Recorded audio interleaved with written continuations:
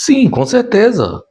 Em toda parte você encontrará pessoas honestas, dignas, honradas, mas também encontrará pessoas malandras, perversas, maldosas.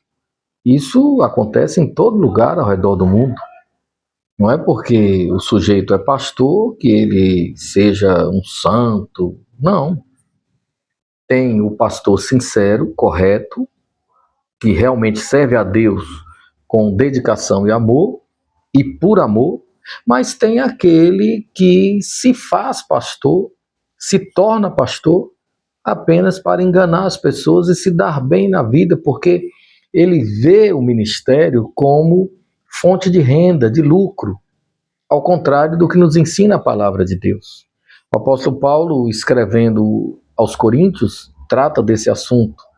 Ele fala sobre o sustento ministerial, capítulos 8 e 9 da primeira carta aos Coríntios, fala sobre oferta filantrópica beneficente no capítulo 9 da segunda carta. Na primeira carta, Paulo é muito específico, inclusive ampliando as falas de Jesus acerca desse assunto.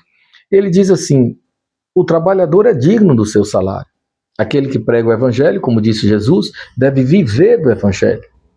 Não se pode tapar a boca ao boi que debulha, como Jesus falou, repetindo inclusive o que está escrito na Torá. Assim, o apóstolo Paulo muito claramente ensina sobre a necessidade de honrarmos os nossos líderes, aqueles que pregam o evangelho, que têm vida dedicada a Deus e ao povo. O autor aos Hebreus, inclusive, diz assim: honrem a seus pastores, ou presbíteros, ou líderes, honrem, porque eles se esforçam para lhes ensinar a palavra. E o autor aos Hebreus complementa: eles são dignos de dobrados honorários. Mas, juntando todos os textos bíblicos que tratam do assunto, tanto no Antigo quanto no Novo Testamento, nós chegamos à conclusão de que o verdadeiro servo de Jesus Cristo é seu imitador. Vamos observar o ministério de Jesus nesse aspecto. Jesus era acompanhado por mulheres que cozinhavam, costuravam, que cuidavam das necessidades, digamos assim, entre aspas, domésticas. Jesus tinha um tesoureiro, Judas Iscariotes, que a Bíblia diz, inclusive, que era ladrão, mentiroso, enganador. Talvez Judas fosse um psicopata, não sei. Quem pode responder isso com segurança é um psiquiatra, observando o comportamento à luz das Escrituras, é claro. Mas nós entendemos que Jesus, ao ser acompanhado por mulheres, inclusive muitas delas ricas, ao ter ou ao constituir um tesoureiro, Judas Iscariotes, tinha em seu ministério o departamento financeiro. Como disse Salomão, o dinheiro por tudo responde. É impossível fazer a obra de Deus sem dinheiro. Impossível. Mas isso não quer dizer que o obreiro deva amar o dinheiro, deva apegar-se ao dinheiro. O apóstolo Paulo, escrevendo a Timóteo, a Tito, ele fala das qualificações do verdadeiro obreiro e diz uma coisa interessante. O bispo ou o diácono, o obreiro, numa linguagem mais fácil, o obreiro não pode ser apegado ao dinheiro. Em outra parte, ele diz assim: contente-se com o seu ganho, o seu salário. Não seja extravagante, não seja avarento. A avareza e a sorte da ganância se constituem em pecado, pecado de idolatria, porque o avarento idolatra o dinheiro e o seu Deus é o dinheiro. A Bíblia traz, portanto, uma série de recomendações a esse respeito.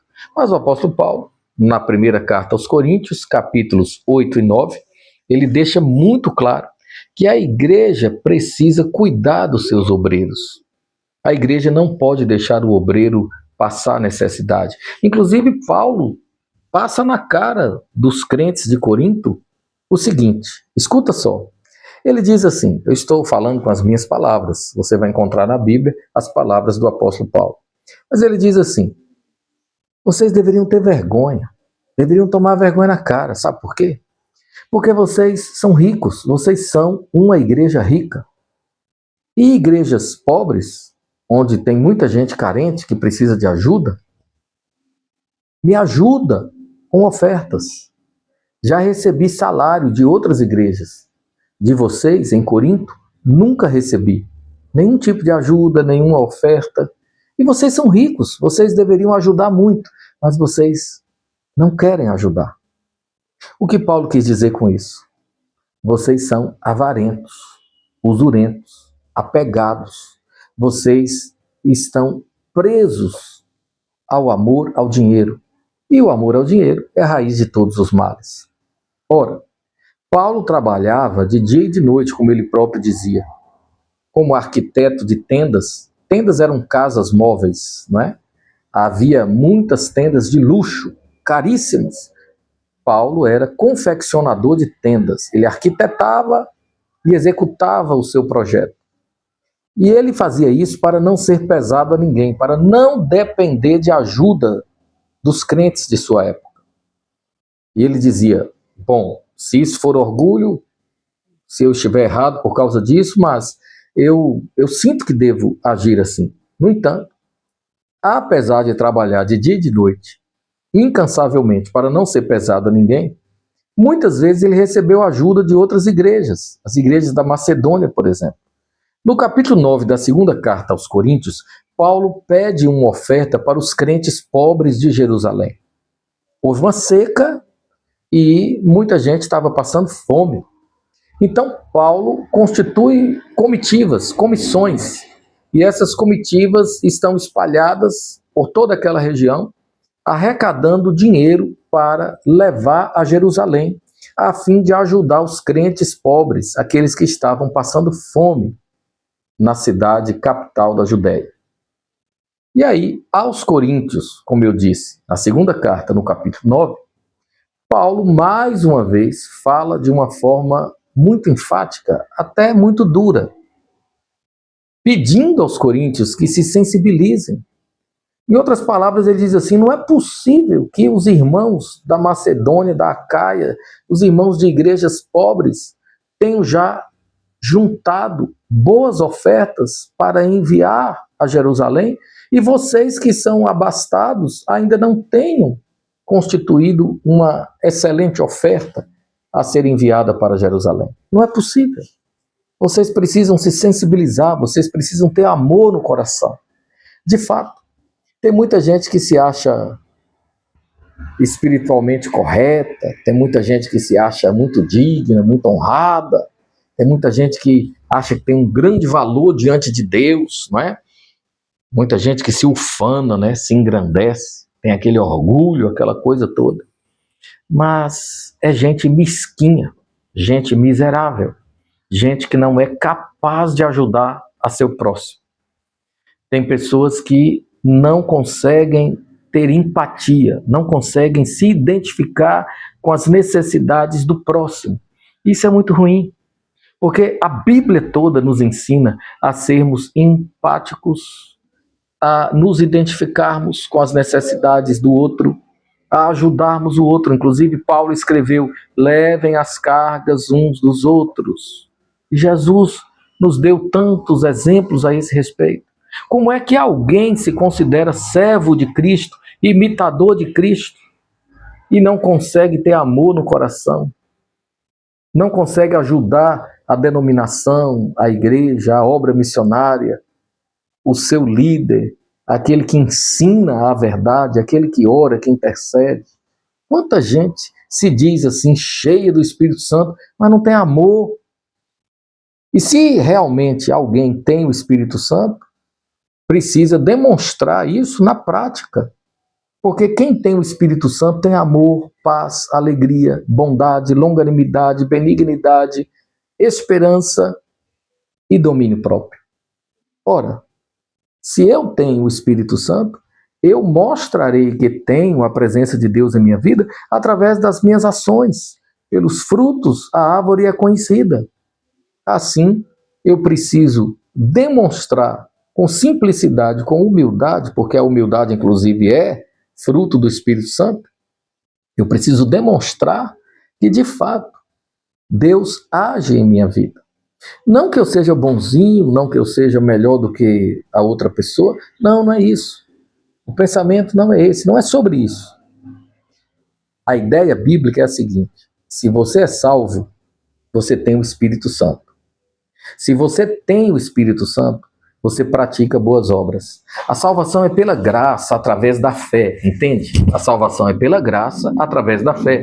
Efésios 2, 8 e 9. Pela graça nós somos salvos através da fé, e isso não vem de nós, é presente de Deus.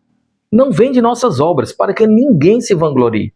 A salvação é pela graça, através da fé. Porém, qualquer pessoa verdadeiramente salva tem em sua vida o fruto do Espírito. E as características do fruto do Espírito quais são? Vamos repetir? Amor, fé, alegria, humildade, bondade, longanimidade, benignidade, esperança, domínio próprio.